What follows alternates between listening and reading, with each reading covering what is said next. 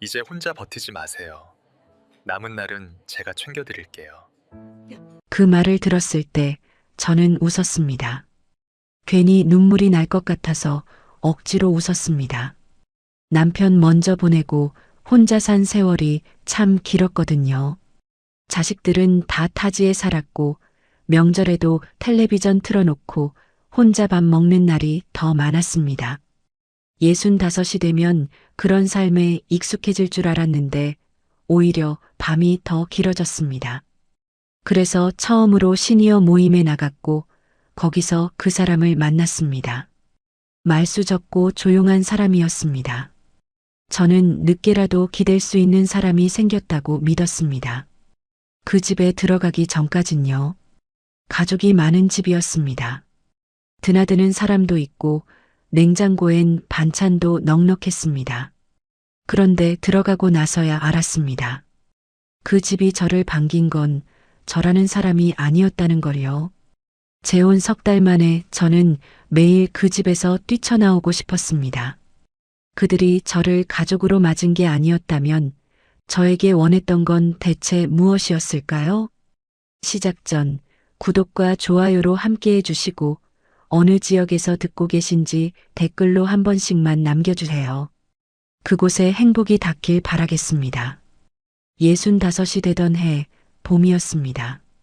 그 나이쯤 되면 혼자 사는 것에 익숙해질 거라고 생각했습니다. 남편 먼저 보내고 10년 가까이 혼자였으니까요. 시장도 혼자 갔고 밥도 혼자 먹었고 아픈 날도 혼자 버텼습니다. 자식들한테 전화해서 엄마 오늘 좀 힘들다고 말한 적이 없었습니다. 말해봤자 걱정만 시킨다 싶었고 그것도 습관이 되면 그냥 혼자 끙끙 앓고 마는 거거든요.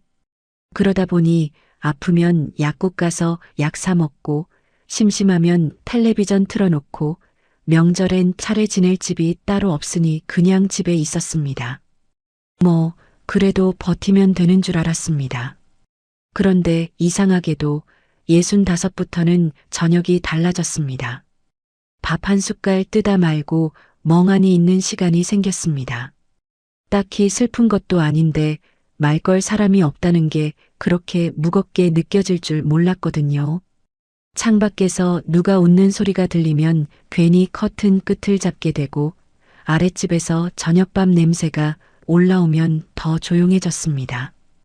고립이라는 말이 거창하게 느껴질 수 있지만 실제로 살다 보면 그게 뭔지 압니다. 아무도 내 이름을 부르지 않는 하루가 쌓이는 거거든요.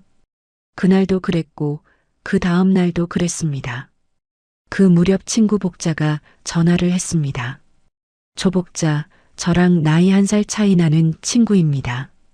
시끄럽고 정이 많고 혼자 있는 사람 못 보는 성격이에요. 그 친구가 대뜸 그러더라고요. 선미야, 너 시니어 모임 한번 나와봐. 거기 꼭 이성 만나러 가는 데 아니야. 그냥 사람 냄새 맡으러 가는 거야. 집에만 있으면 뭐하냐? 저는 처음엔 손을 저었습니다. 그런데 나가면 왠지 혼자 사는 티를 내는 것 같기도 했고, 나이 먹어서 어울릴 생각도 별로 없었거든요. 그런데 복자가 2번, 3번 권하는 거예요. 같이 가자고 한 번만 나와봐. 싫으면 그때 안 나오면 되잖아 하고요. 그래서 결국 한 번 따라 나섰습니다. 모임은 동네 복지관 한쪽 방에서 하는 거였습니다. 테이블 몇 개 놓고 커피 한 잔씩 들고 그냥 앉아서 이야기하는 자리였어요.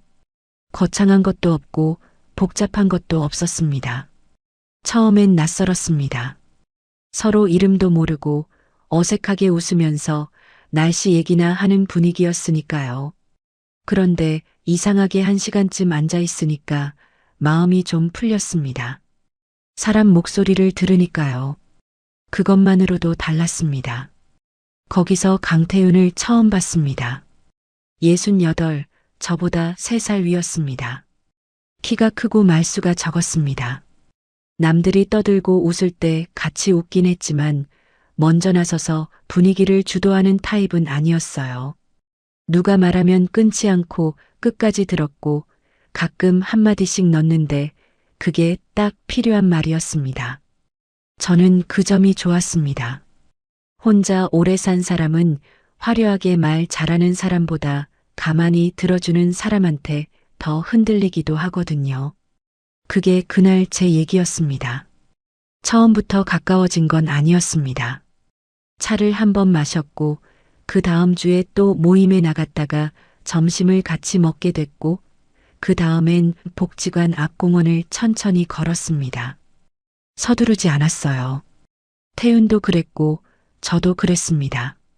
나이 먹어서 만나는 사람이라는 게 젊을 때처럼 설레서 달려가는 게 아니잖아요. 천천히 걸으면서 이 사람이 어떤 사람인지 보게 되는 거거든요. 그리고 저는 보면서 생각했습니다. 이 사람은 믿을 수 있겠다고요. 그런데 사실 솔직히 말하면 태윤 한 사람만 보고 마음이 움직인 게 아니었습니다. 어느 날 태윤이 자기 집 근처로 저를 초대했습니다. 동네 식당에서 밥을 먹은 뒤에 잠깐 집 앞까지 걸어가게 됐는데 그때 마침 딸 세리가 차를 몰고 오더라고요. 인사를 했습니다. 세리는 반갑게 웃으면서 저한테 어머니라고 불렀습니다. 아직 정해진 것도 없는데 먼저 그렇게 불러줬습니다. 사위 우진도 그날 거기 있었는데 공손하게 인사했습니다. 집에 잠깐 들어가서 차 한 잔 마셨는데 냉장고를 열었더니 반찬이 가득하더라고요. 세리가 챙겨다 놓은 거라고 했습니다. 복도 끝 방 쪽에서 사람 소리가 들렸고 집안에 사람이 드나든 흔적이 여기저기 있었습니다. 저는 그게 참 좋았습니다. 태윤 개인보다 더 크게 다가온 건 그 집이 가진 가족의 기척이었거든요. 명절에 갈 데 없는 저한테는 그 풍경이 너무 낯설었습니다. 따뜻하다기보다 부러웠다고 하는 게 더 맞을 것 같습니다. 누군가 오고 가는 집, 냉장고에 누가 챙겨다 놓은 반찬이 있는 집, 이름 부르는 소리가 들리는 집. 저한테 없던 것들이 거기 다 있었습니다. 그래서 마음이 기울었습니다. 지금 돌아보면 그게 시작이었습니다. 사람을 본 게 아니라 풍경을 본 거였어요. 태윤이 어느 저녁 산책길에서 말했습니다. 이제 혼자 버티지 마세요. 남은 날은 제가 챙겨드릴게요. 그 말을 들었을 때 저는 웃으면서도 눈이 뜨거워졌습니다. 10년 가까이 혼자 살면서 누가 그런 말을 해준 적이 없었거든요. 자식들도 바빠서 못하는 말을 이 사람이 해줬습니다. 저는 그 말을 믿었습니다. 늦게라도 기댈 수 있는 사람이 생겼다고, 이제 저도 누군가의 집에 속할 수 있겠다고 믿었습니다. 그래서 재혼을 결심했습니다. 혼인신고를 하고 제 짐을 싸서 그 집으로 들어갔습니다. 이삿날 복자가 와서 짐 옮기는 걸 도와줬습니다. 짐이 많지 않았습니다. 오래 혼자 산 사람 살림이라는 게 딱히 많을 게 없거든요. 박스 몇 개에 다 들어갔습니다. 복자가 마지막에 꼭 안아주면서 그러더라고요. 잘 살아, 선미야. 이번엔 진짜 행복해야 해. 저도 그럴 줄 알았습니다. 그날만큼은 진짜 그럴 줄 알았어요. 그런데 들어간 첫날 저녁부터 이상했습니다. 짐을 풀고 저녁 식사를 준비하는데 복도 끝 방문이 닫혀 있었습니다. 낮에도 닫혀 있었고 저녁에도 닫혀 있었습니다. 그 방 이야기가 나오면 태윤은 말을 짧게 끊었고 세리는 다른 얘기로 슬쩍 넘어갔습니다. 저는 굳이 물어보지 않았습니다. 들어온 첫날부터 캐묻는 게 맞지 않다 싶었거든요. 그냥 천천히 알게 되겠지 했습니다. 식사를 마치고 설거지를 하는데 복도 끝에서 낮고 흐릿한 소리가 들렸습니다. 사람 소리였습니다. 중얼거리는 건지 부르는 건지 잘 들리지 않았습니다. 저는 손을 멈추고 귀를 기울였습니다. 태윤은 텔레비전 앞에 앉아 있었고 그 소리가 들려도 일어나지 않았습니다. 마치 익숙한 소리인 것처럼요. 그날 밤 저는 잠자리에 들면서 처음으로 생각했습니다. 이 집엔 따뜻한 식구 냄새만 있는 게 아니라 말하지 않는 무언가도 같이 있다는 것을요. 어떤 문이든 닫혀 있을 때는 이유가 있는 거잖아요. 그리고 그 이유를 식구들이 다 알면서도 굳이 꺼내지 않을 때는 새로 들어온 사람이 알게 되는 걸 원하지 않는다는 뜻이기도 하고요. 저는 그 밤 오래 누워 있었습니다. 천장을 보면서 제가 왜 이 집에 들어왔는지 다시 떠올렸습니다. 기댈 사람이 생겼다고 생각해서였습니다. 가족의 온기가 있는 집이라서였습니다. 그런데 그날 밤 느낀 건 그 온기가 생각보다 훨씬 작은 방에만 있었다는 거였습니다. 나머지 공간엔 다른 공기가 차 있었습니다. 그 집은 왜 첫날부터 꼭 무언가를 감추고 있는 집처럼 조용했던 걸까요? 다음 날 아침 저는 평소보다 일찍 눈이 떠졌습니다. 낯선 집에서 자는 첫날 밤이라 그랬는지 아니면 어제 저녁부터 마음 한켠에 걸려 있던 게 있어서 그랬는지 모르겠습니다. 창밖으로 아침 햇살이 들어오고 있었는데 이상하게 반갑지가 않았어요. 옆에 태유는 아직 자고 있었고 저는 조용히 일어나서 주방으로 나왔습니다. 물 한 컵 따라 마시면서 복도 쪽을 봤습니다. 끝 방문은 여전히 닫혀 있었습니다. 어젯밤에도 닫혀 있었고 아침에도 닫혀 있었습니다. 그 문이 왠지 자꾸 눈에 밟혔습니다. 그때였습니다. 문 안쪽에서 소리가 났습니다. 작고 낮은 소리였습니다. 뭔가를 찾는 것 같기도 하고 혼잣말을 하는 것 같기도 했습니다. 저는 잠깐 망설였습니다. 들어가야 하나, 그냥 있어야 하나. 그 사이에 태윤이 방에서 나왔습니다. 저보다 먼저 복도 끝으로 걸어가더니 문을 조심스럽게 두드렸습니다. 누님 일어나셨어요? 대답이 없었습니다. 태윤은 문을 살짝 열고 들어갔다가 금방 나왔습니다. 그리고 처음으로 제대로 말을 꺼냈습니다. 누님이 조금 편찮으시다고 기억이 들었다 나갔다 하신다고 낯을 가리실 수 있으니 천천히 익숙해지면 된다고요.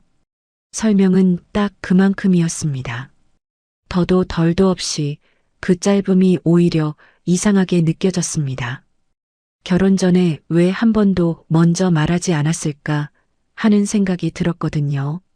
물어보지 않아서일 수도 있지만 물어볼 기회가 없었다기보다는 말하지 않으려 했던 것 같은 느낌이 더 컸습니다. 강정임, 태윤의 누나였습니다. 72이셨습니다.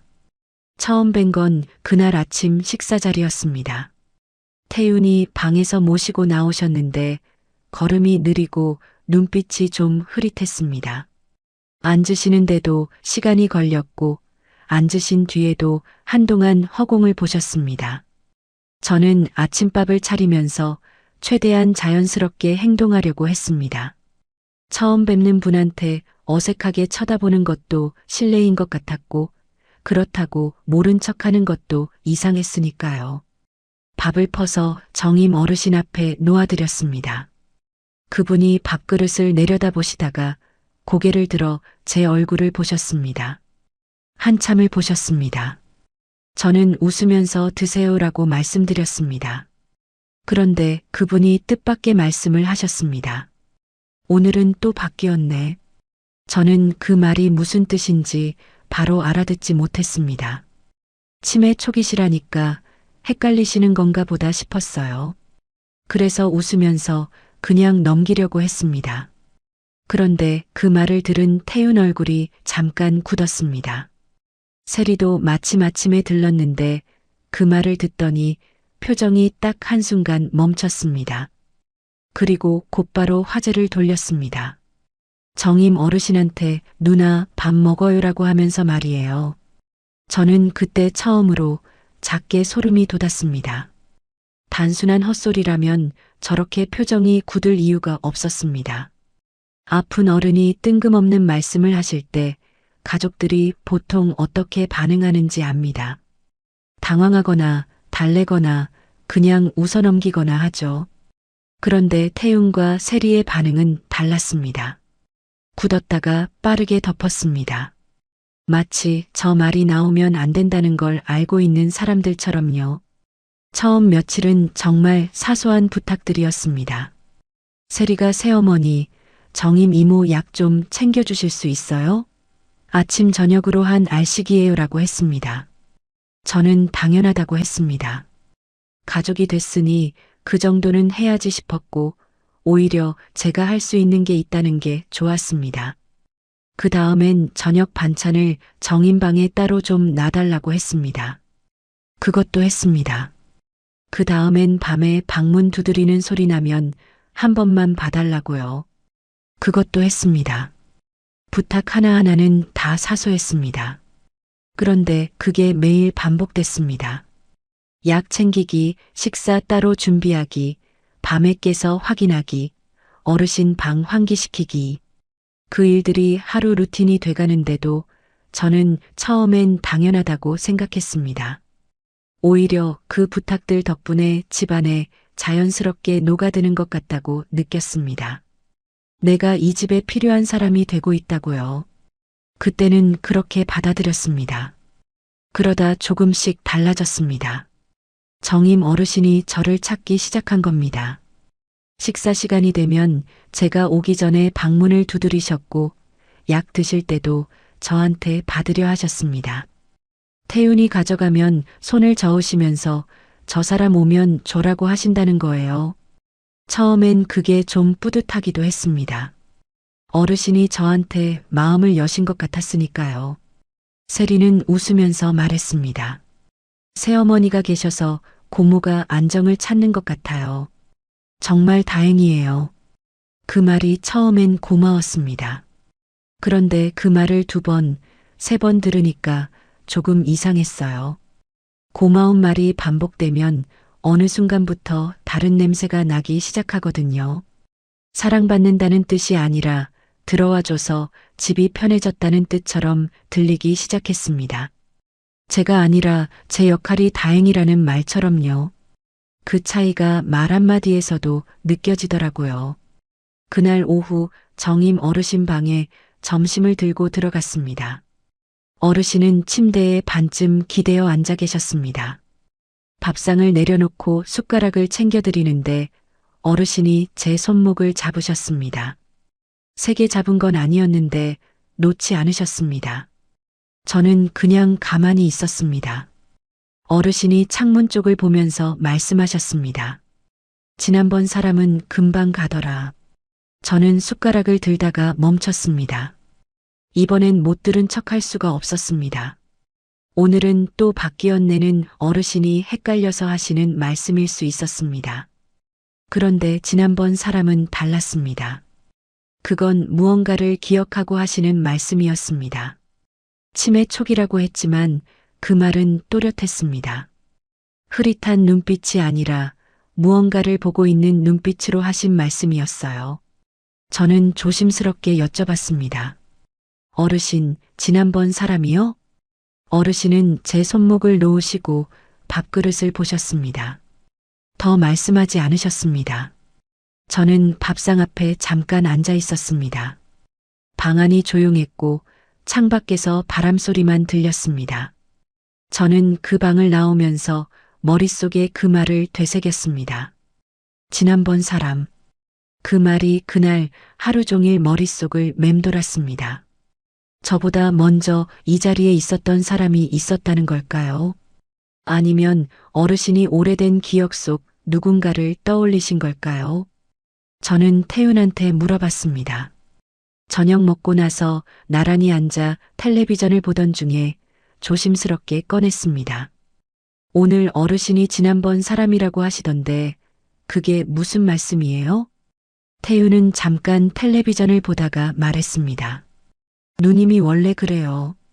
기억이 뒤섞이시거든. 신경 쓰지 않아도 돼요. 그게 다였습니다. 더 설명하지 않았습니다.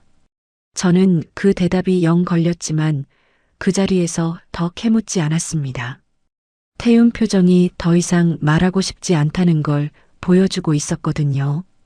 대화를 닫는 사람한테 계속 문을 두드리는 것도 제가 들어온 지 며칠 안 된 상황에선 쉽지 않았습니다. 그날 밤 혼자 누워서 생각했습니다. 정임 어르신이 하신 두 마디가 계속 이어졌습니다. 오늘은 또 바뀌었네와 지난번 사람은 금방 가더라. 치매 초기라고 해도 그 두 마디는 방향이 같았습니다. 누군가가 이 자리에 있었고 그 사람이 오래 있지 못했다는 방향으로요. 우연일 수도 있었습니다. 기억이 뒤섞여서 하신 말씀일 수도 있었습니다. 그런데 저는 그 가능성을 믿기가 점점 어려웠습니다. 창밖이 어두웠습니다.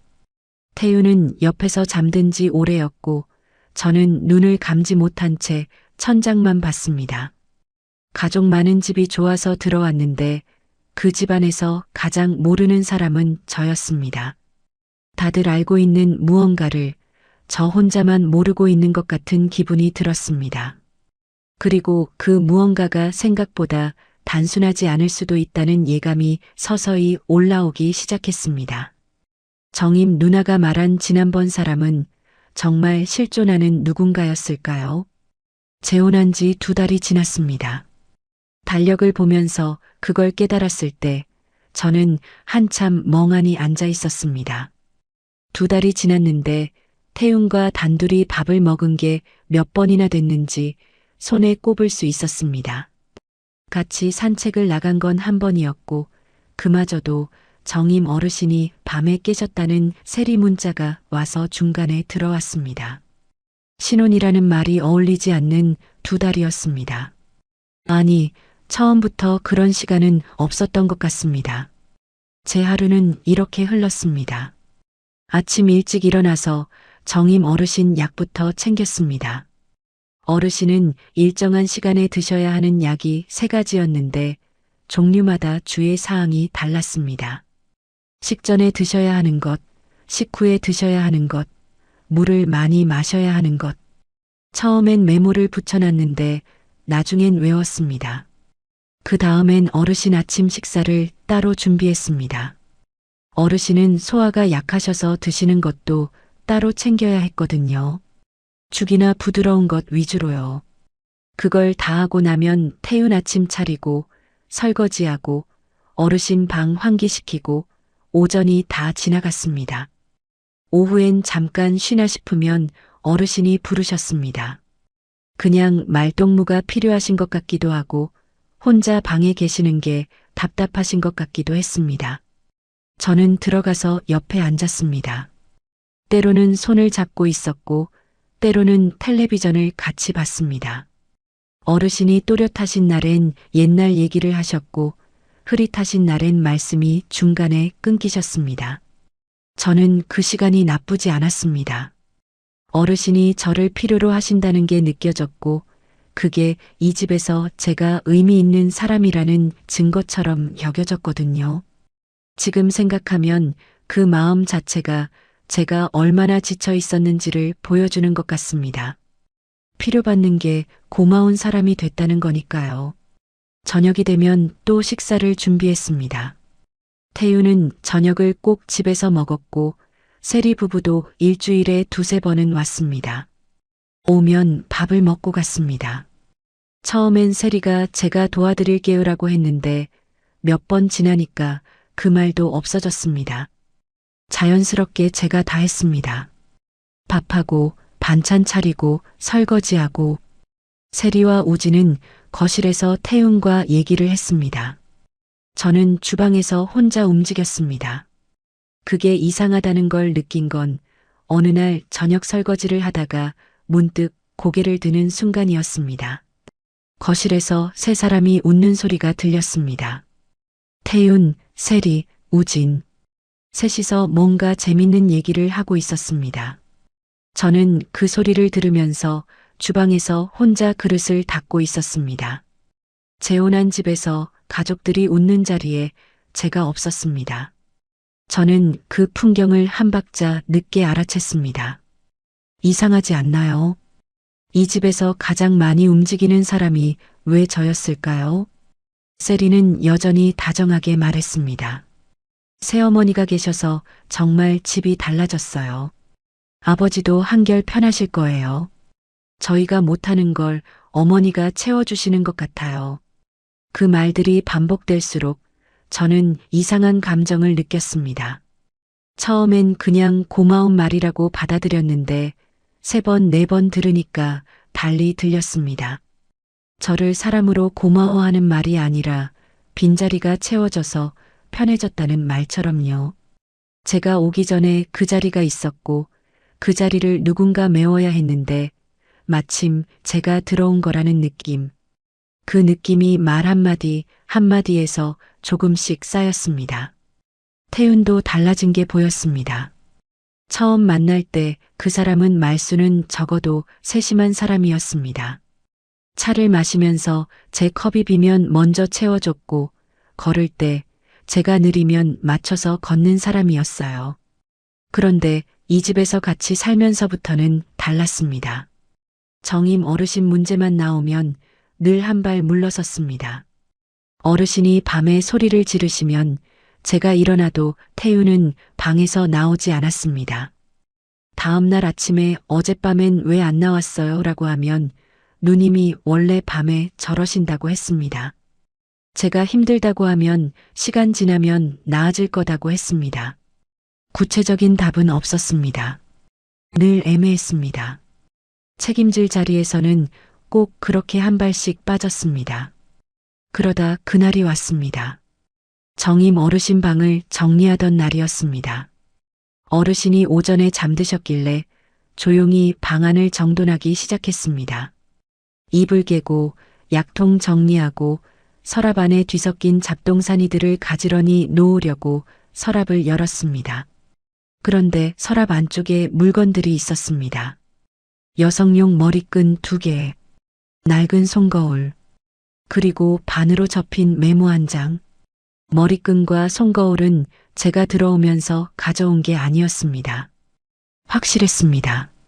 저는 이사 올 때 짐이 많지 않았고 어르신 방에 제 물건을 둔 적도 없었거든요. 그럼 어르신 물건인가 했는데 손거울이 너무 젊은 감각이었습니다. 어르신이 쓰시기엔 맞지 않는 물건이었습니다. 메모를 들었습니다. 잠깐 망설였습니다. 남의 방에서 쪽지를 펼쳐보는 게 맞나 싶었지만 손이 이미 펼치고 있었습니다. 작은 글씨로 짧게 적혀 있었습니다. 야근 6시 전에.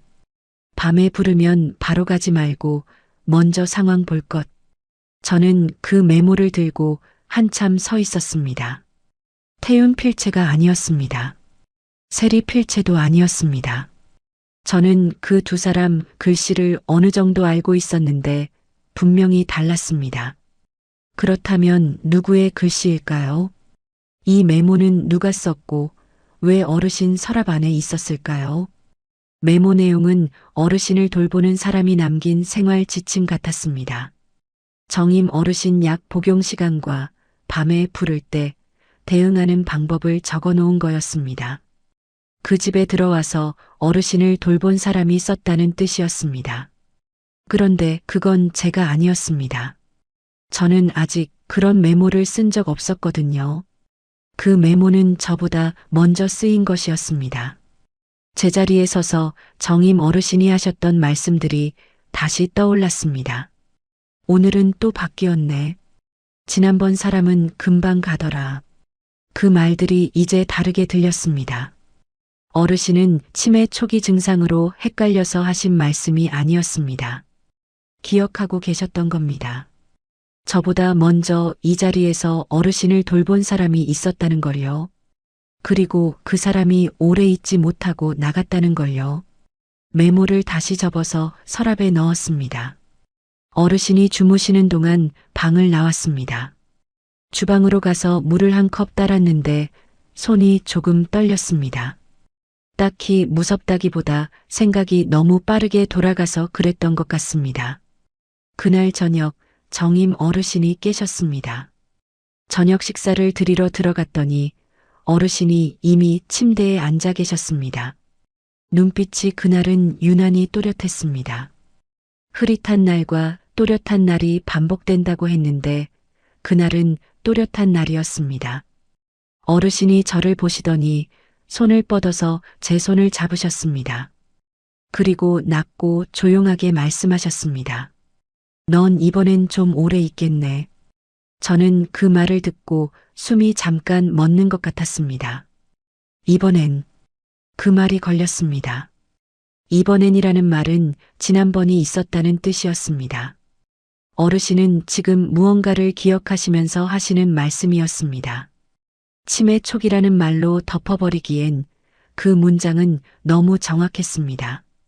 저는 어르신 손을 살며시 잡고 웃으면서 그러면 좋겠네요 라고 했습니다. 다른 말이 나오지 않았습니다. 방을 나오면서 저는 마음속으로 뭔가가 딱 맞아 들어가는 소리를 들었습니다. 이 집이 저를 원했던 게 아니었습니다. 이 집엔 누군가가 계속 필요했던 겁니다. 어르신 곁에 있어줄 사람, 약을 챙길 사람, 밤에 깼을 때 달려갈 사람. 그 자리가 비어 있었고 그 자리를 채우는 사람들이 있었다가 나갔고 그 다음이 저였던 겁니다. 세리의 친절이, 태윤의 배려가, 그 집의 따뜻한 기척이 어떤 목적으로 만들어진 분위기였는지가 서서히 보이기 시작했습니다. 저는 그날 밤 좀처럼 잠을 이루지 못했습니다. 가족이 많은 집이 좋아서 들어왔는데 그 가족들은 서로 미루고 있는 것이 있었고 저는 그 빈자리에 들어온 사람이었습니다. 그걸 모른 채 들어온 제가 어리석었던 걸까요? 아니면 알려주지 않은 그 사람들이 잘못된 걸까요? 저는 그 답이 이미 나와 있다는 걸 알면서도 아직 받아들이고 싶지 않은 마음이 한쪽에 있었습니다. 저보다 먼저 저와 비슷한 자리에서 이 집을 견디다 나간 여자가 정말 있었던 걸까요? 그날 이후로 저는 달라졌습니다. 티를 내지 않았습니다. 아침에 일어나서 어르신 약 챙기고 밥 짓고 설거지하고 그 루틴을 그대로 유지했습니다. 세리가 오면 웃으면서 맞았고 태윤한테도 평소처럼 대했습니다. 겉으로 보면 아무것도 달라진 게 없었습니다. 하지만 속으로는 달라졌습니다. 감정으로 받아들이던 것들을 이제 눈으로 보기 시작했습니다. 누가 어떤 말을 하는지, 누가 어떤 순간에 슬쩍 빠지는지, 누가 누구를 보면서 안도의 한숨을 내쉬는지요. 그리고 명절이 다가왔습니다. 명절 일주일 전부터 집안 분위기가 달라졌습니다.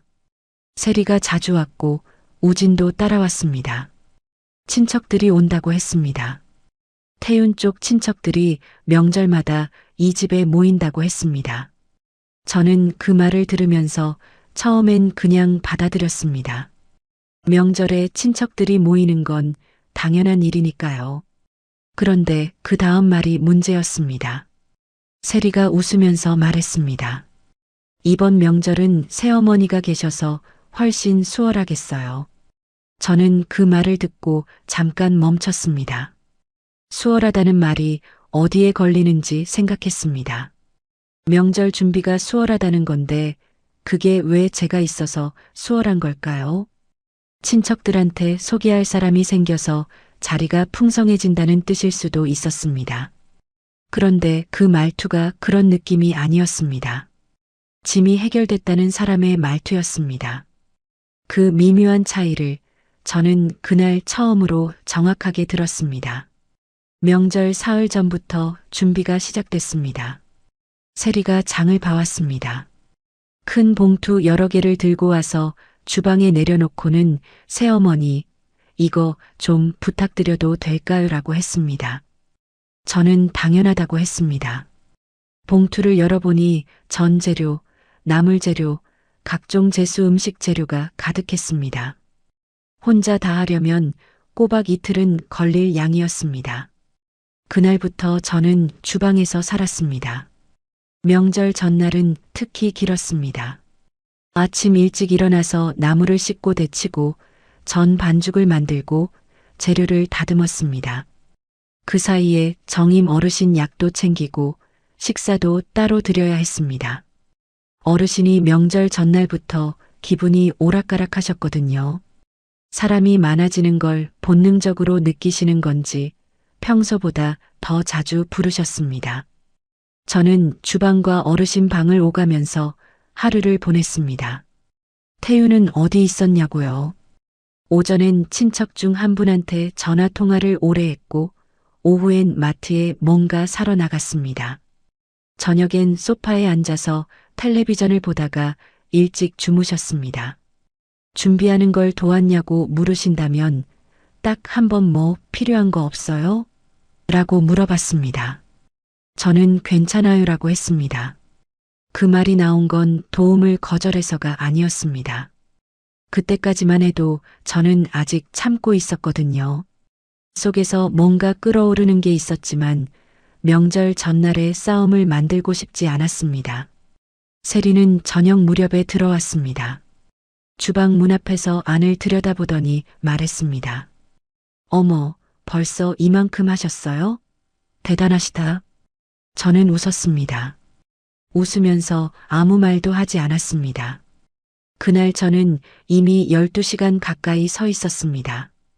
등이 뻐근하고 발바닥이 얼얼했습니다. 대단하다는 말 한마디로 그 시간이 정리되는 게 이상하게 씁쓸했지만 내색하지 않았습니다. 명절 당일 아침부터 친척들이 들어오기 시작했습니다. 처음 보는 얼굴들이었습니다. 태윤의 사촌 부부, 세리 쪽 친척 몇 분, 조카들. 다들 들어오면서 저를 보고 아, 새로 오신 분이세요? 라고 했습니다.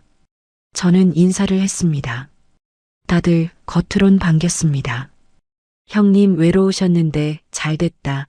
좋은 분 오셨네. 이제 집이 더 따뜻하겠어요 라고요. 저는 그 말들을 들으면서 웃었지만 어딘가 어색했습니다. 축하라기보다는 새로 들어온 사람을 살피는 눈빛이 더 많았거든요. 제가 어떤 사람인지, 어디서 왔는지, 얼마나 버틸 것 같은지를 가늠하는 눈빛이요. 밥상 차리는 건 제 몫이었습니다.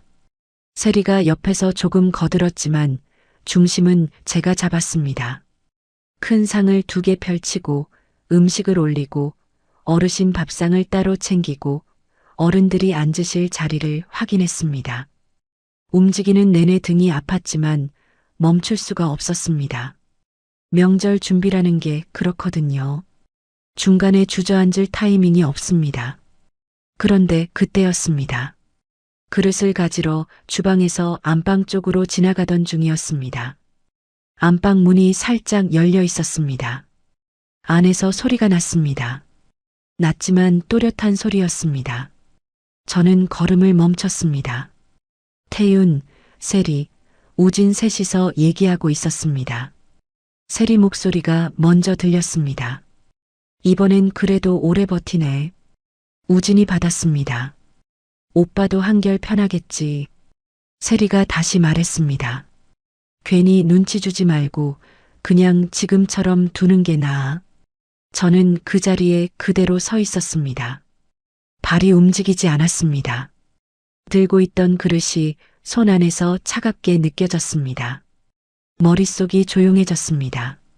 슬프다거나 화가 난다기보다 모든 것이 한 번에 맞아 들어가는 느낌이었습니다. 이번엔 그 말이 또 나왔습니다. 정임 어르신이 하셨던 말씀과 똑같은 구조였습니다. 이번엔 좀 오래 있겠네. 이번엔 그래도 오래 버티네. 어르신이 기억 속에서 꺼내신 말씀이 아니라 이 가족들이 실제로 쓰는 말이었습니다. 저 이전에도 누군가 있었고 그 사람은 오래 있지 못했고 지금 저를 보면서 이번엔 좀 낫다고 얘기하고 있는 거였습니다. 저는 조용히 그 자리를 벗어났습니다. 주방으로 돌아와서 물을 한 컵 마셨습니다. 손이 약간 떨렸습니다. 숨을 한번 크게 들이쉬고 내쉬었습니다. 거실에서 친척들 웃음소리가 들렸고 텔레비전 소리도 들렸습니다. 저는 그 소리를 들으면서 생각했습니다. 처음부터 반긴 건 저라는 사람이 아니었습니다. 저가 채워줄 자리였습니다. 어르신 곁을 지킬 사람, 명절 부엌을 책임질 사람, 가족들이 서로 미루던 짐을 말없이 들어줄 사람. 그 자리가 비어 있었고 저는 외로움에 눈이 멀어서 그 자리로 걸어 들어간 겁니다. 가족의 온기가 그리워서요. 따뜻한 집이 부러워서요. 그날 밤 친척들이 다 돌아간 뒤 저는 방으로 들어가서 수첩을 꺼냈습니다. 손이 아직 조금 떨렸지만 차분하게 펜을 들었습니다. 그리고 쓰기 시작했습니다. 정임 어르신이 하셨던 말씀들. 오늘은 또 바뀌었네. 지난번 사람은 금방 가더라. 넌 이번엔 좀 오래 있겠네. 날짜와 함께 적었습니다. 세리가 보낸 부탁 문자들도 적었습니다. 약 챙겨달라는 것, 밥상 따로 부탁한다는 것, 명절 준비 재료 들고 오면서 맡긴 것들, 안방 문틈에서 들은 대화도 날짜와 시간을 적어서 그대로 옮겼습니다. 어르신 서랍에서 나온 메모 이야기도 썼습니다. 누구 필체인지 모르는 그 메모, 여성용 머리끈, 낡은 손거울. 수첩을 채우면서 저는 처음으로 차가워졌습니다. 슬픔이나 분노가 아니었습니다. 감정이 한 단계 내려앉으면서 오히려 생각이 선명해지는 그런 상태였습니다. 이제 감정으로만 나올 수 없다는 걸 알았거든요. 울고 소리 지르고 따지는 건 이 집 사람들한테 아무 소용이 없을 거라는 걸 이미 2달 동안 보면서 알았습니다. 태유는 늘 한 발 물러섰고 세리는 웃으면서 덮었고 우지는 중간에서 아무것도 묻히지 않는 사람이었습니다. 그런 사람들한테는 감정이 아니라 기록이 필요했습니다. 수첩을 덮고 침대에 누웠습니다. 천장을 보면서 명절 하루를 되감았습니다. 아침부터 저녁까지 제가 한 일들, 서 있었던 시간, 오간거리, 그리고 안방 문틈에서 들린 그 세 마디, 그 말들이 귓가에서 지워지지 않았습니다. 이번엔 그래도 오래 버티네. 그냥 지금처럼 두는 게 나아. 저를 두는 거였습니다. 이용하는 거였습니다. 사랑해서 맞은 게 아니라 필요해서 드린 거였습니다. 가족이라는 이름을 붙여놓고 가족이 해야 할 일을 저한테 떠넘긴 거였습니다. 외로운 여자가 가족 많은 집에 마음을 빼앗겼는데 그 집의 진짜 얼굴은 서로 책임을 미루고 있는 집이었습니다. 그리고 저는 그 미뤄진 책임들이 쌓인 자리에 들어온 사람이었습니다. 그걸 2달이 지나서야 명절 밥상 하루 앞에서야 문틈으로 들려온 말 한마디로 확인했습니다. 저는 그 집이 저를 원했던 이유가 사랑이 아니라면 언제 어떻게 돌아서야 할까요? 명절 다음 날 아침이었습니다. 전날 친척들이 다 돌아가고 집안은 어수선하게 가라앉아 있었습니다. 빈 그릇들이 개수대에 쌓여 있었고 거실 테이블엔 과자 봉지와 귤 껍질이 남아 있었습니다. 저는 아침 일찍 일어나서 그걸 다 치웠습니다. 손을 움직이면서 생각을 정리했습니다. 어제 수첩에 적어 놓은 것들을 머릿속으로 다시 훑었습니다. 날짜, 말, 문자, 서랍 속 메모. 차곡차곡 쌓인 것들이 이제 제 손 안에 있었습니다. 그런데 그날 세리가 전화를 했습니다. 이틀 뒤에 친척 몇 분이 다시 온다고 했습니다. 명절 때 못 오신 분들이라고 그분들한테도 새어머니 소개를 드려야 하지 않겠냐고요. 저는 알겠다고 했습니다. 전화를 끊고 나서 한참 창밖을 봤습니다. 소개를 드려야 한다는 말이 저를 위한 자리가 아니라는 건 이미 알고 있었습니다. 그 자리도 결국 같은 자리일 거라는 걸요. 이틀이 지났습니다. 그날도 저는 아침부터 움직였습니다. 손님이 온다고 하니 음식을 준비했고 어르신 상태도 챙겼습니다. 어르신은 그날 유난히 조용하셨습니다. 아침 식사를 드시면서 말씀도 별로 없었고 눈빛이 허공에 머무는 시간이 길었습니다. 저는 옆에 잠깐 앉아서 손을 잡아드렸습니다. 어르신이 제 손을 꼭 쥐셨습니다. 그 손이 따뜻했습니다. 저는 그 온기가 좋으면서도 동시에 서글펐습니다. 이 집에서 저한테 솔직한 건 치매 초기인 이 어르신뿐이라는 생각이 들어서요. 오후가 되면서 친척들이 들어왔습니다. 명절 때보다 인원은 적었습니다. 4~5명 정도였습니다. 다들 거실에 앉았고 저는 주방에서 차와 과일을 준비했습니다. 세리는 거실에서 친척들과 얘기를 나눴고 태유는 그 자리를 주도했습니다. 저는 쟁반을 들고 나가서 차를 올려드리고 과일을 깎아서 내놓고 다시 주방으로 들어갔습니다. 그 동선이 자연스럽게 굳어 있었습니다. 주방 사람, 그게 이 집에서 저였습니다. 밥상이 차려지고 다 같이 둘러앉았습니다. 친척들이 떠들썩하게 얘기를 나눴습니다. 명절 때처럼 화기애애한 분위기였습니다. 저는 그 자리에 앉아 있었지만 끼어드는 대화가 없었습니다. 저를 향해 오는 말은 음식이 맛있네요. 손이 크시다 같은 말들이었습니다. 저는 웃으면서 받았습니다. 그때 세리가 친척들을 향해 웃으며 말했습니다. 새어머니 오시고 집이 정말 안정됐어요. 고모도 많이 편안해지셨고 아버지도 한결 나아지셨어요. 누군가가 맞장구를 쳤습니다. 그러게요. 형님도 이제 걱정 덜겠다. 또 다른 분이 거들었습니다. 좋은 분 오셨네. 이런 집에 와주셔서 감사하죠. 그 말들이 밥상 위에서 오가는 동안 저는 젓가락을 들고 있었습니다. 감사하다는 말, 잘됐다는 말, 안정됐다는 말. 그 말들이 전부 저를 향한 것 같았지만 실제로는 저를 향한 말이 하나도 없었습니다. 다 이 집이 편해졌다는 말이었습니다. 저는 그 차이를 이미 알고 있었습니다. 그 순간이었습니다. 정임 어르신이 숟가락을 내려놓으셨습니다. 탁 하는 소리가 생각보다 컸습니다. 다들 어르신 쪽을 봤습니다. 어르신은 밥상을 내려다보시다가 천천히 고개를 드셨습니다. 그리고 저를 빤히 보셨습니다. 그 눈빛이 흐릿하지 않았습니다. 또렷했습니다. 어르신은 주변을 한번 둘러보시더니 목소리를 낮게 깔고 말씀하셨습니다. 얘는 이번엔 얼마나 있대? 밥상 위의 공기가 그대로 얼어붙었습니다. 숟가락 소리도 멎었고 대화도 멎었습니다. 친척들 표정이 한꺼번에 굳었습니다. 세리는 즉각 어르신한테 손을 뻗으면서 고모, 밥 먹어요. 밥이라고 했습니다. 태유는 얼굴이 싸늘해졌습니다. 우지는 시선을 어르신한테서 거뒀습니다. 그 찰나에 저는 결정했습니다. 피하지 않기로 했습니다. 이번엔 웃어넘기지 않기로 했습니다. 저는 천천히 젓가락을 내려놓았습니다. 소리가 나지 않도록 조심스럽게요. 그리고 앉은 자세를 고쳐 잡았습니다. 숨을 한번 들이쉬었습니다.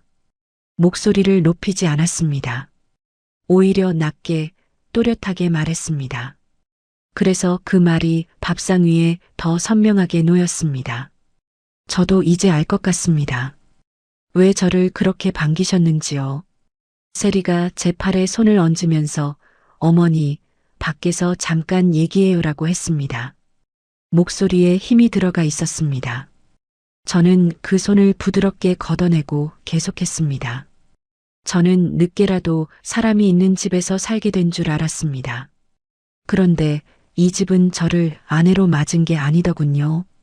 정임 어르신 곁 지킬 사람, 명절 부엌 책임질 사람, 누가 빠져도 티 안 나게 메울 사람 하나가 필요했던 거죠. 친척들이 시선을 어디 두어야 할지 몰라 했습니다. 누군가는 밥그릇을 받고 누군가는 저를 봤습니다. 태유는 입을 다물고 있었습니다. 세리가 다시 목소리를 낮추면서 말했습니다. 어머니, 오해가 있으신 것 같은데 이 자리에서 이러시면 안 되죠. 저는 세리를 봤습니다. 그리고 말했습니다. 오해인지 아닌지는 여기 계신 분들이 들으시면 알 것 같습니다. 저는 가방을 가져왔습니다. 미리 넣어둔 수첩을 꺼냈습니다.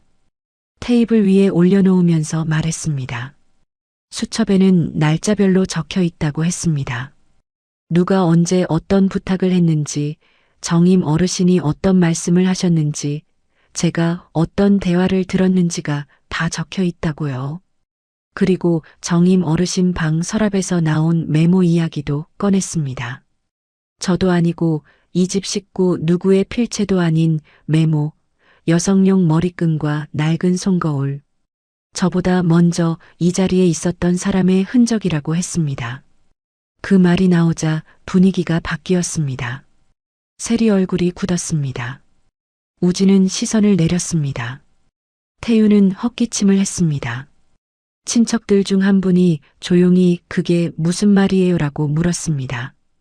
저는 그분을 향해 말했습니다. 이 집에 저보다 먼저 들어왔다가 나간 여자가 있었던 것 같다고 어르신이 처음 보는 저한테 오늘은 또 바뀌었네라고 하셨다고 지난번 사람은 금방 가더라라고도 하셨다고요. 어르신 방 서랍에서 나온 메모는 그 사람이 남긴 것으로 보인다고도 했습니다. 그 말이 끝나자 밥상 위가 아주 조용해졌습니다. 세리가 먼저 입을 열었습니다. 목소리에서 힘이 빠져 있었습니다. 어머니, 그건 오래전 일이고 지금이랑은 달라요. 저는 그 말을 들었습니다. 그리고 천천히 말했습니다.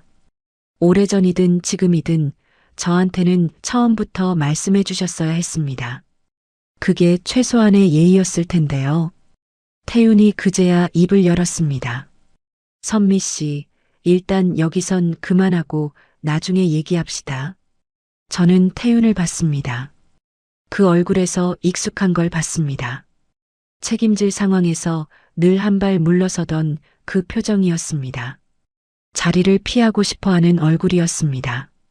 저는 말했습니다. 지금까지 나중에 하셨는데 그 나중이 언제 왔나요? 그 말에 아무도 대답하지 않았습니다. 친척들 표정이 달라져 있었습니다. 처음 들어왔을 때 저를 살피던 눈빛이 아니었습니다. 이제는 태윤과 세리를 보는 눈빛이었습니다. 새로 들어온 사람이 아니라 이 집이 어떻게 돌아가고 있었는지를 보는 눈빛이었습니다. 망신당한 건 저가 아니었습니다.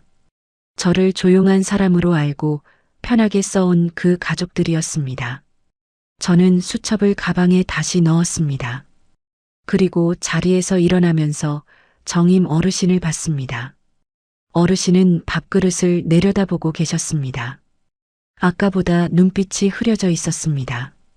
저는 어르신한테 조용히 말씀드렸습니다. 어르신, 밥 드세요.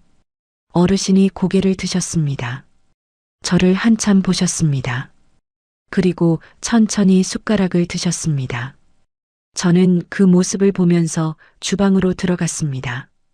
등 뒤로 거실이 조용한 채 있었습니다. 주방에서 물 한 컵을 마셨습니다. 손이 떨리지 않았습니다. 심장이 빠르게 뛰긴 했지만 무너지는 느낌은 없었습니다.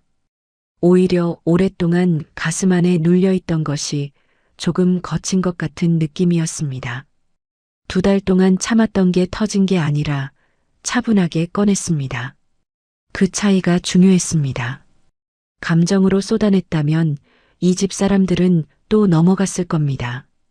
그런데 수첩이 있었고 날짜가 있었고 어르신 말씀이 있었습니다. 그건 덮을 수 없는 것들이었습니다. 그날 밤 친척들이 다 돌아가고 집안이 조용해졌습니다. 세리도 일찍 나갔습니다. 우진도 따라 나갔습니다. 태유는 방에 들어가서 나오지 않았습니다. 저는 혼자 거실에 앉아서 불을 켜지 않은 채 있었습니다. 창밖으로 가로등 빛이 들어왔습니다. 이 집에 처음 들어오던 날 밤이 생각났습니다. 가족의 기척이 좋아서 들어온 집이었는데 그 기척이 결국 무엇이었는지 이제 알았습니다. 그 밥상 앞에서 모든 게 드러난 뒤에도 제가 다시 그 집에 남아 있어야 할 이유가 있었을까요? 짐을 싸기 시작한 건 그 다음 날 아침이었습니다. 친척들이 다 돌아가고 세리도 나가고 태유는 방에서 나오지 않은 채 밤이 지났습니다. 저는 그 밤을 거실에서 오래 앉아 있다가 새벽이 되어서야 방으로 들어갔습니다. 누웠지만 잠은 오지 않았습니다. 천장을 보면서 이 집에 들어오던 날을 생각했습니다. 이삿짐 박스가 몇 개 안 됐던 것, 복자가 꼭 안아주던 것, 그날 저녁 처음으로 느꼈던 닫힌 방 앞의 서늘함. 그게 벌써 2달 전이었습니다. 아침이 되자 저는 일어나서 박스를 꺼냈습니다. 크게 싸우고 나온 게 아니었습니다. 소리를 지른 것도 아니었고 눈물을 쏟은 것도 아니었습니다. 그냥 조용히 접었습니다. 이불을 개고 옷을 정리하고 화장대 위에 올려뒀던 것들을 하나씩 챙겼습니다. 손이 빠르지도 느리지도 않았습니다. 이건 감정 싸움이 아니었으니까요. 마음이 완전히 돌아선 사람의 정리는 이런 겁니다. 조용하고 확실하고 되돌리지 않습니다. 태윤이 방에서 나온 건 제가 박스 2번째를 접을 때였습니다. 문 앞에 서서 한동안 아무 말도 하지 않다가 천천히 입을 열었습니다. 선미 씨, 어제 세리가 말을 잘못했어요. 그게 그런 뜻이 아니었는데. 저는 박스 테이프를 뜯으면서 들었습니다. 대꾸하지 않았습니다. 누님 상태가 원래 그렇다고. 낯선 사람한테 이상한 말씀을 하시는 경우가 있어서 그래요. 그걸 너무 진지하게 받아들이신 것 같아요. 저는 그 말을 듣고 손을 멈췄습니다. 그리고 태윤을 봤습니다. 어르신 말씀이 진지하지 않았으면 서랍 안에 있던 메모는요? 그것도 어르신이 헷갈려서 만들어둔 거예요? 태윤이 말을 잇지 못했습니다. 지난번 사람이 남긴 메모 아닌가요? 야근 6시 전에 밤에 부르면 바로 가지 말고 먼저 상황 볼 것. 그게 어르신 필체도 아니고 당신 필체도 아니고 세리 필체도 아니었어요. 저는 이 집에 들어온 뒤로 그 메모 내용을 그대로 살았어요. 알고 한 건 아닌데 결국 같은 자리에 서 있었던 거죠. 태윤은 그 말에 아무 대답을 하지 않았습니다. 시선을 바닥으로 내렸습니다. 저는 다시 박스를 접었습니다. 그 침묵이 답이었습니다. 모른다고 할 수 없었던 거죠. 처음부터 알면서 말하지 않은 거였습니다. 세리가 온 건 오전 중이었습니다. 초인종 소리가 나서 나가보니 세리가 서 있었습니다.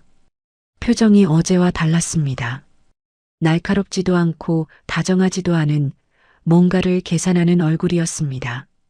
어머니, 어제 제가 친척들 앞에서 그런 상황이 되어서 많이 당황하셨죠. 저도 제 말이 어떻게 들렸는지 생각해 봤어요. 저는 문 앞에 서서 들었습니다. 그런데 어머니도 아시잖아요. 고모 상태가 그러시니까 저희가 많이 지쳐 있었던 건 사실이에요. 어머니가 오시고 나서 저희가 많이 의지한 건 맞는데 그게 나쁜 뜻은 아니었어요. 가족이니까 같이 짐을 나누는 거라고 생각했거든요. 저는 세리 말을 끝까지 들었습니다. 그리고 말했습니다. 가족이 짐을 나누는 거라면 저한테만 지워진 이유가 뭔가요? 어르신 약을 챙긴 것도 저였고 밤에 일어난 것도 저였고 명절 부엌도 저였어요. 세리 씨는 그동안 몇 번이나 어르신 약을 직접 챙겼어요? 세리가 입을 다물었습니다. 짐을 나눈다는 말은 서로 비슷하게 들 때 하는 말이에요. 한 사람한테 몰아놓고 나눴다고 하면 그건 다른 말이죠. 세리는 더 말하지 않았습니다. 저도 더하지 않았습니다. 문을 닫았습니다. 며칠 뒤 저는 법적인 절차를 알아봤습니다. 혼인 기간이 짧았습니다. 재산 분할을 크게 기대할 수 있는 상황이 아니라는 건 저도 알았습니다. 처음부터 그걸 바라고 들어간 게 아니었으니까요. 그런데 제가 2달 동안 한 것들은 분명히 있었습니다. 어르신 돌봄, 집안일, 명절 준비, 생활비도 일부 쓴 게 있었습니다. 그 몫만큼은 흐지부지 넘기고 싶지 않았습니다. 빈손으로 나오는 게 당연하다고 생각하면 이 집이 한 일이 아무 일도 아닌 게 되는 거니까요. 수첩이 있었고 문자가 있었고 어르신 말씀이 있었습니다. 태윤 쪽도 모른 척하기 어려운 게 있다는 걸 알고 있었습니다. 크게 싸우지 않았습니다. 서로 길게 끌고 싶지 않다는 것도 알았고, 저도 그럴 힘을 거기에 쓰고 싶지 않았습니다. 결국 이사비와 2달 동안 감당한 몫에 대한 최소한의 보상을 받았습니다. 크지 않았습니다. 그래도 빈손은 아니었습니다.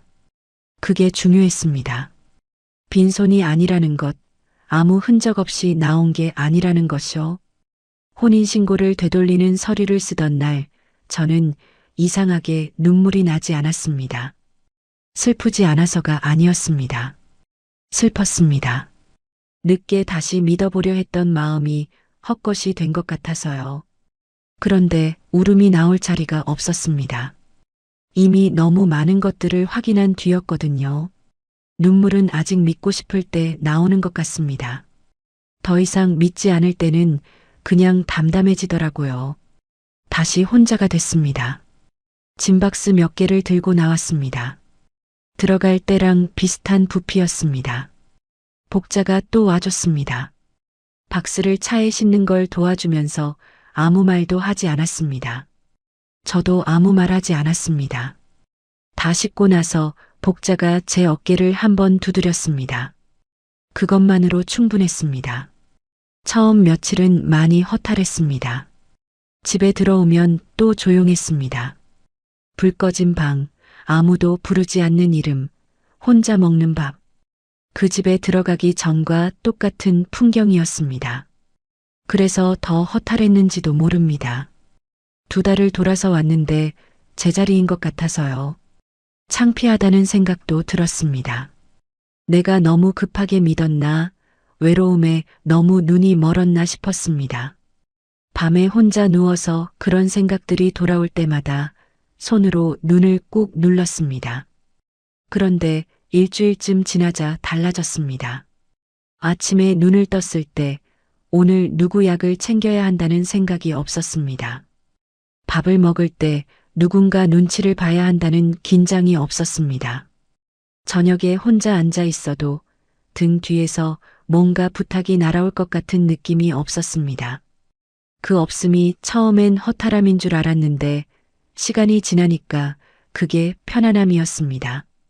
누군가 있는 집에 들어갔는데 더 외로웠던 2달보다 혼자여도 제 마음이 제 것인 지금이 낫다는 걸 알게 됐습니다. 숨이 쉬어졌습니다.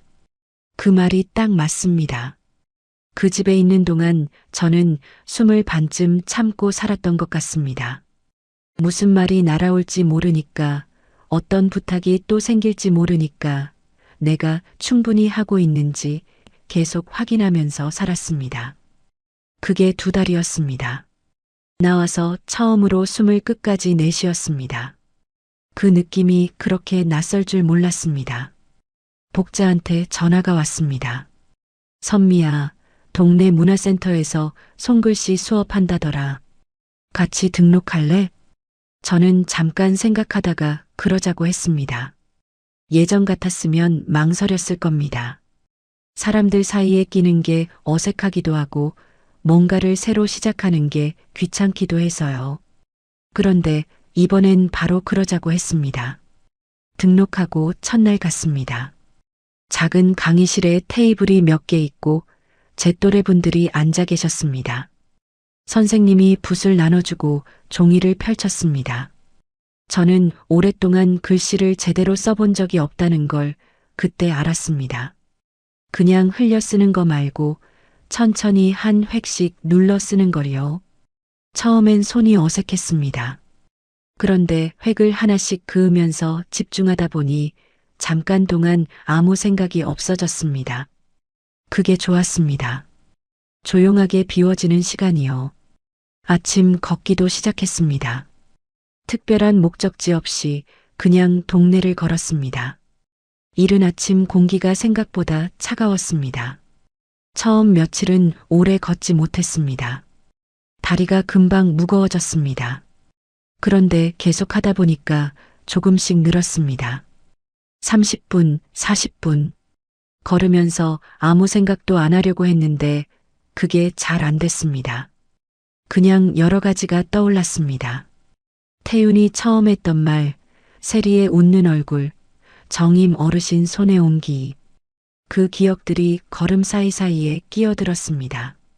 그래도 걸었습니다. 생각이 나도 걸음을 멈추지 않으면 생각도 결국 지나가더라고요. 정임 어르신이 가끔 떠올랐습니다. 그 집에서 저한테 솔직했던 건 어르신뿐이었습니다. 치매 촉이라는 말 뒤에 숨겨진 진실을 가장 먼저 꺼내신 분도 가장 날카롭게 짚으신 분도 어르신이었습니다. 이번엔 얼마나 있대? 그 말이 밥상을 뒤집었습니다. 저는 어르신이 잘 지내시는지가 가끔 마음에 걸렸습니다. 그런데 그 집으로 다시 연락을 넣을 수는 없었습니다. 그 문을 다시 여는 건 제가 나온 의미가 없어지는 일이었으니까요. 그냥 어디선가 편안하시길 바랐습니다. 시니어 모임엔 다시 나가지 않았습니다. 누군가를 만나고 싶지 않아서가 아니었습니다. 그 자리에서 시작된 것들을 생각하면 아직 그 공간이 편하지 않았습니다. 복자는 괜찮으면 나중에 다시 나와도 된다고 했습니다. 저는 그럼하고 했습니다. 지금은 아니지만 언젠가는요. 외로운 노후가 무서워서 재혼했습니다. 그런데 더 무서운 건 따로 있었습니다. 사람을 사랑이 아니라 역할로 쓰는 집이었습니다. 가족이라는 이름을 붙여놓고 그 이름 뒤에 필요한 사람을 채워 넣는 방식이었습니다. 저는 그걸 너무 늦게 알았지만 그래도 알았습니다. 끝까지 모른 채 살지는 않았습니다. 다시 혼자가 됐지만 예전의 혼자와는 달랐습니다. 예전의 혼자는 무너진 혼자였습니다. 명절에 갈 데 없고 안부를 먼저 물어줄 사람 없고 불 꺼진 방에서 적막을 견디는 혼자였습니다. 지금의 혼자는 달랐습니다. 아침마다 걷고 손글씨 수업에 가고 복자와 밥을 먹고 저녁엔 혼자 조용히 앉아 있어도 숨이 막히지 않는 혼자였습니다. 누군가의 빈자리를 메우는 사람이 아니라 제 이름으로 제 삶을 다시 채우는 사람이 됐기 때문이었습니다. 그 집을 나온 뒤에야 비로소 제 삶을 다시 제 손에 쥐었습니다. 끝까지 들어주셔서 감사합니다. 구독과 좋아요는 다음 이야기를 이어갈 힘이 됩니다. 그리고 주인공에게 한 줄 응원을 댓글로 남겨주시면 그 마음까지 함께 전해두겠습니다.